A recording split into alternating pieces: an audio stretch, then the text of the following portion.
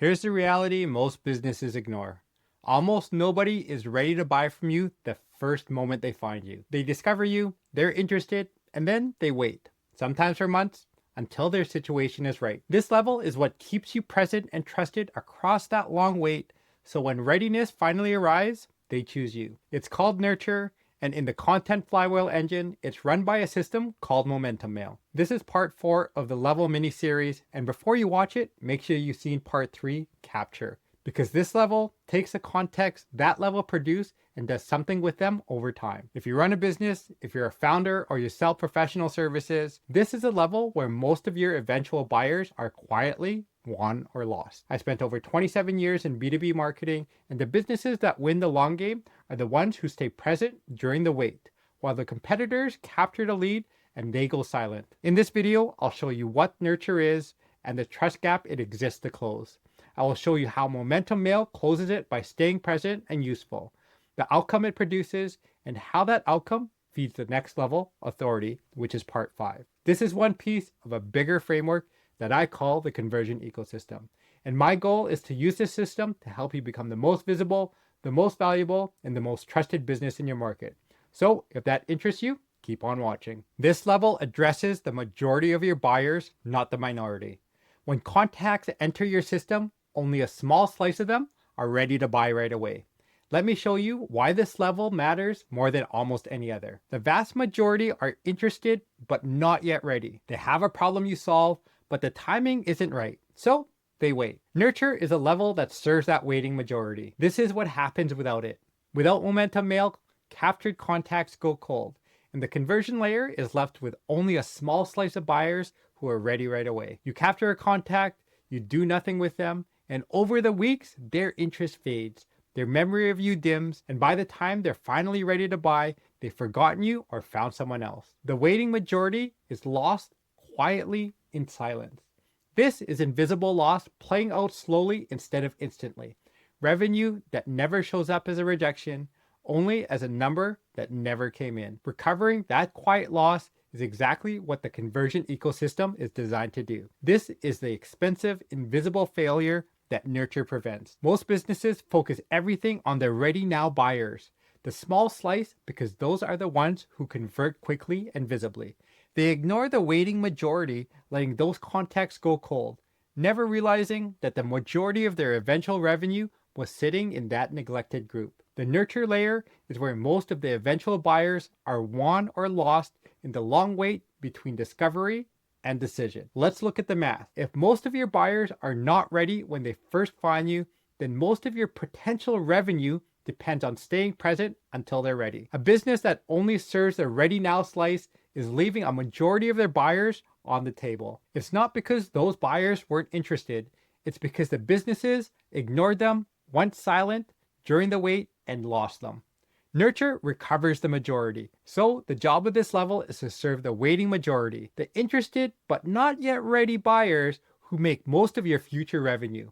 It is the level that keeps them warm and keeps you present across a long stretch between when they find you and when they're ready to act. And to understand how it works, you have to understand the specific problem it solves, which has a name, the trust gap. The problem Nurture exists to solve is called the trust gap. And naming it makes the whole level make sense.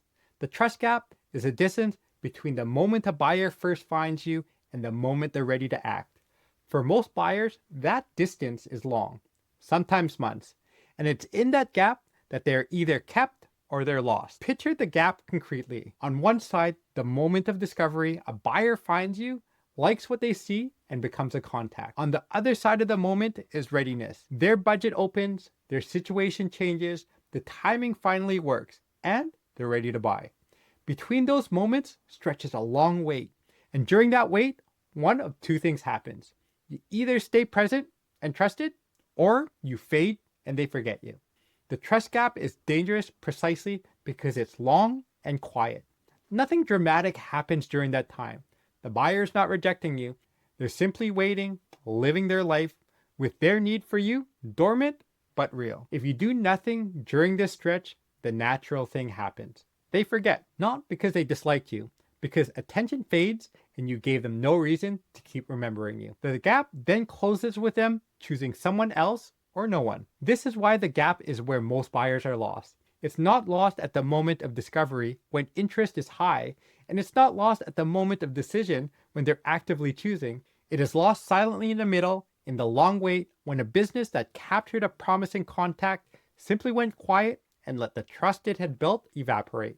The competitor who stayed present during the gap wins the buyer, and the silent business is lost. So, the trust gap is a real battlefield of nurture. The buyer will be ready eventually. The question is whether you're still there, still trusted, still top of mind when readiness arrives. Momentum Mail exists to make sure that you are. It doesn't close the gap with a single big push. It builds up trust steadily across the entire wait. Let me show you how it does that. 2 words close the trust gap: present and useful. Momentum Mail does both across the whole wait, so that when readiness arrives, the trust is already built rather than rushed at the end. Present means you don't disappear. Across a long stretch between discovery and decision, you keep showing up in the buyer's world consistently so they never forget about you. This is the same principle as consistency in the attention layer, applied now to the people you have already captured. A contact who hears from you regularly keeps you top of mind. So when that timing finally comes, you're the business they think of first because you never went silent. Useful means every time you show up, you bring value rather than just asking for the sale. This is a crucial distinction that separates nurture from nagging. Momentum Mail does not spend the wait repeatedly asking the buyer if they're ready. It spends the wait delivering consistent value so each contact deepens the trust rather than depleting patience. The buyer looks forward to hearing from you because you consistently help rather than dreading another sales push. Put present and useful together and you get the mechanism. Trust that builds up steadily across the wait. Each useful present contact deposits a little bit more trust so that over the months of the gap, the trust builds and builds. I call this the weekly trust loop. One genuinely useful send at a time, with its power coming from the unbroken repetition, not a single message. This is why the gap is closed by building up rather than by a rushed push at the end. You're not trying to convince the buyer in one single moment. You're letting trust build up across dozens of small, valuable contacts, so by the time they're ready, the trust is already deep. This is what makes a difference at the moment of readiness. A business that stayed present and useful across the gap arrives at a buyer's moment of readiness with trust already built. So the decision is easy and you're the obvious choice. A business that went silent has to rush to rebuild that trust at the last minute, competing against whoever stayed present. The trust was supposed to be built during the wait, not scrambled for at the end. And Momentum Mail is what builds it during that wait. The outcome of nurture is a warm, trusting audience, contacts who have built up trust across the wait and are ready to act when their timing arrives. Momentum Mail turns a list of cold captured contacts into a warm audience that trusts you. Let's look at what that warm audience actually is. It's not just a list of people. It is people who receive value from you consistently, who remember you, who trust you, and who, when their moment of readiness comes, think of you first. They have been carried across the trust gap with trust intact, so they arrive at readiness already believing in you rather than needing to be convinced from scratch. That warm, trusting audience is the outcome. Compare that with the outcome of a business that skips nurture. A cold list, contacts who were captured and then neglected, whose interest faded, who barely remember the business that captured them. When one of those cold contacts finally becomes ready, the business has to win them all over again, competing against everybody else with no built-up trust to draw on. The warm audience and the cold list start from completely different places when readiness arrives. This outcome is what forms the group of people the rest of the engine convert. The warm audience created by Momentum Mail is a group of trusting, ready when the time comes buyers that feed every conversion. Without it, the conversion layer only has a tiny ready now slice to work with. With it, the conversion layer draws from a large warm pool of people who already trust you and are waiting for their moment. The warm audience is the majority of your future revenue held and ready. So the outcome to aim for is a warm, trusting audience, not just a big list. Contacts who have been kept present with and delivered value to across the wait, so that trust built up and they're ready to act when their timing comes. Produce that, and you've done the job of this level. You've carried the waiting majority across the trust gap with trust intact, which is what makes everything downstream convert. A warm buyer still has harder questions that presence alone can't answer. And this is exactly where the next level picks up. Let me show you how this level feeds the next one. The outcome of nurture is a warm, trusting audience, handed forward to authority. And understanding this handoff shows why the next level exists. The connection is this. Momentum mail warms a buyer and builds broad trust over time. But as a buyer moves closer to a decision, they develop specific, harder questions. Does this business really understand my exact situation? Have they solved a problem like mine before? Can they prove it? Nurture builds the general trust and keeps the buyer present. But these deeper evaluation stage questions need something more substantial than a steady stream of value. They need proof and depth. And that's what the next level authority provides. Authority is the supporting content, the case studies, the podcast, the deeper credibility material. And it answers the harder questions a warming buyer starts to ask as they approach a decision. Nurture keeps them warm and present. Authority gives them the proof and the substance that turns general trust into specific confidence. The two work together. Nurture sustains the relationship. Authority deepens the belief. So the handoff is this. Nurture produces a warm audience that trusts you generally and stays present across the wait.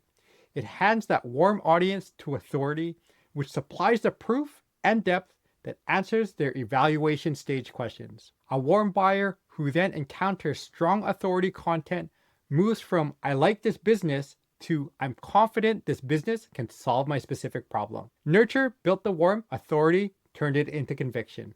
This is why the sequence goes from nurture to authority. You keep the buyer warm and present across a long wait. And then, as they approach readiness, you supply the deeper proof that answers their harder questions. Without the warm audience nurture produces, authority content has no one warm to convince. Without authority, the warm audience has general trust, but not specific proof that closes the deeper doubt. Together, they carry the buyer from warm to convinced, which is exactly why we build it next. Here are the things that you need to understand about nurture.